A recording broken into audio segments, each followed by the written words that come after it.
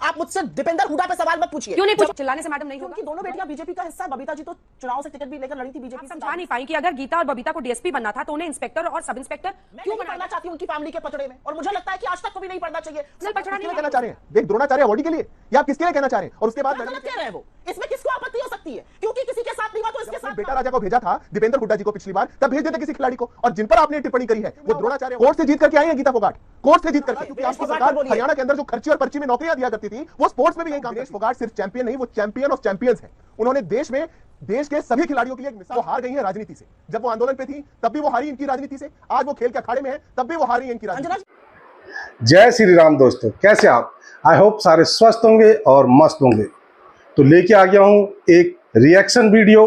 तो दोस्तों, क्या हमें ओलंपिक में कुश्ती का सिल्वर मेडल मिल सकता है? इस पर court of arbitration for sports अपना फैसला सुनाएगी। खेल से जुड़े जो भी कानूनी मामले होते हैं उन पर यह कोर्ट फैसला सुनाती है।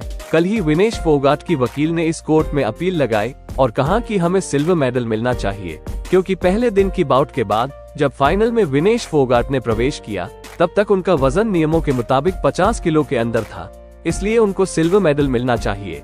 इस पर कभी भी फैसला आ सकता है, यानी उम्मीद की एक छोटी सी किरण हर हिंदुस्तानी के लिए बरकरार है। पर बुरी खबर तब आई जब विनेश फोगाट ने कुश्ती से संन्यास लेने का ऐलान करते हुए लिखा, माँ कुश्ती मेरे से जीत गई, मैं हार गई, माफ करना आपका सपना और मेरी हिम्मत टूट चुकी है, अब इससे ज्यादा ताकत नहीं रही, अलविदा कुश्ती 2001 से 2024, आप सबकी हमेशा ऋणी रहूंगी, माफी। पर देश में इस पर भी राजनीति अपने चरम पर है। जहां कांग्रेस उसको राज्यसभा की सीट देने का ऐलान कर रही है, तो हरियाणा की भाजपा सरकार ने भी ऐलान कर दिया कि जो भी एक सिल्वर मेडल विजेता को सरकार की तरफ से फैसिलिटी मिलती है वो सब इस बहादुर बेटी को भी मिलेगी, क्योंकि हमारे लिए यह एक विजेता है। इसी विषय को लेकर यह डिबेट आज तक चैनल पर चल रही है। डिबेट में कांग्रेस की तरफ से सुप्रिया श्रीनेत और बीजेपी की तरफ से सिद्धार्थ यादव के बीच इस विषय को लेकर जबरदस्त बहस चली और एक बार फिर भाजपा के प्रवक्ता ने मैडम सुप्रिया श्रीनेत को जमकर धो दिया। तो देखते हैं इस डिबेट को। आज आपके साथ शुरुआत करना चाहती हूँ क्योंकि महावीर जी से हमने बात की है। अब सब ये कह रहे हैं कि चुनावों की वजह से कांग्रेस पार्टी इतनी हवा दे रही है, वरना कहाँ अगर सम्मान होता बेटियों का तो आपने सुना ही उनको, वो सीधा सीधा भूपेंद्र हुड्डा के इस दाव को कि उन्हें राज्यसभा सांसद बनाना चाहिए, कह रहे हैं कि ये एक राजनीतिक स्टंट है। गीता फोगाट को क्यों नहीं भेजा गया राज्यसभा में? बबीता ने रजत, गीता ने स्वर्ण पदक जीता था। 12 में गीता ओलंपिक के लिए क्वालिफाई करने वाली पहली महिला पहलवान बनी थी। उस समय हुड्डा की सरकार थी। गीता और बबीता को डीएसपी बनाया जाना था, लेकिन हुड्डा साहब ने भेदभाव किया, गीता को इंस्पेक्टर बनाया, बबीता को सब इंस्पेक्टर बना दिया। इस पर आपका जवाब?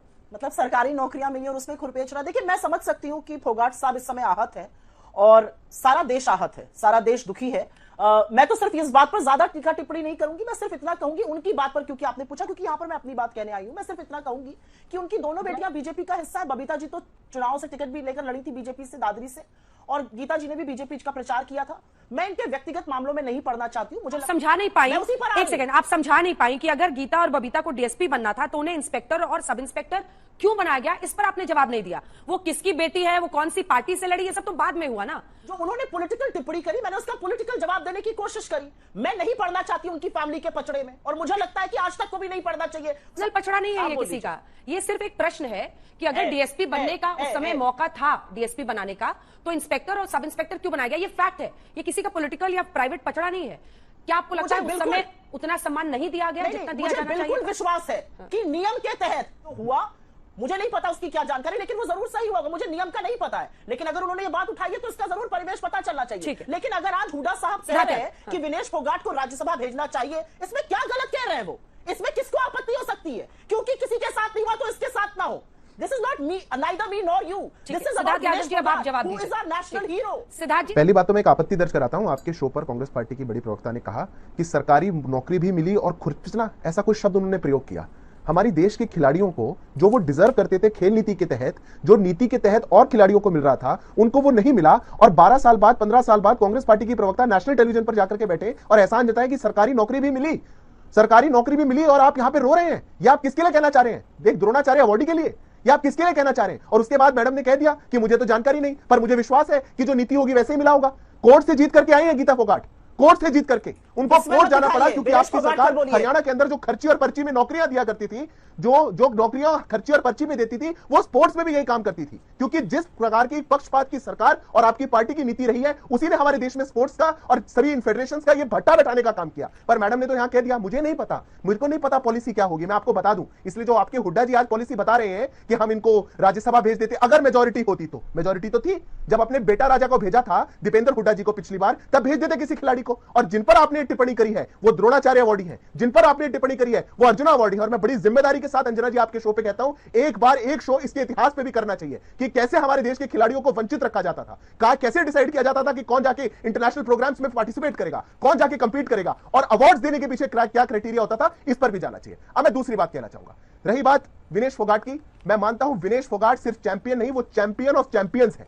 उन्होंने देश के सभी खिलाड़ियों के लिए एक मिसाल कायम की है, वो एपिटोम है रेजिलियंस की। उनकी ताकत को देश ने देखा है और वो हारी नहीं है, वो बिल्कुल नहीं हारी। और हमारी सरकार नहीं, हरियाणा की सरकार ने भी अनाउंस किया है कि उनको एक सिल्वर मेडलिस्ट, जैसे एक मेडलिस्ट जो जीत के आता है वही सम्मान विनेश जी को दिया जाएगा। इसमें ना देश में, ना सरकार में, ना समाज में कोई दो राय नहीं है। पर एक जगह पर चूक हो गई है, वो हार गई है राजनीति से। जब वो आंदोलन पे थी तब भी वो हारी इनकी राजनीति से, आज वो खेल के अखाड़े में है तब भी वो हार रही है इनकी राजनीति। एक सेकंड, भूषण शरण सिंह को लेकर अब किसी और पर दोष मढ़ने की कोशिश मत कीजिए। राजनीति नहीं है, भूषण शरण सिंह पर कार्रवाई नहीं की जा रही थी तो उसके लिए आप जिम्मेदार है, उसके लिए कोई तीसरा जिम्मेदार नहीं है। अंजना जी, विद ऑल ड्यू रिस्पेक्ट, जो उस आंदोलन का प्रकरण था वो हम सबको ध्यान है।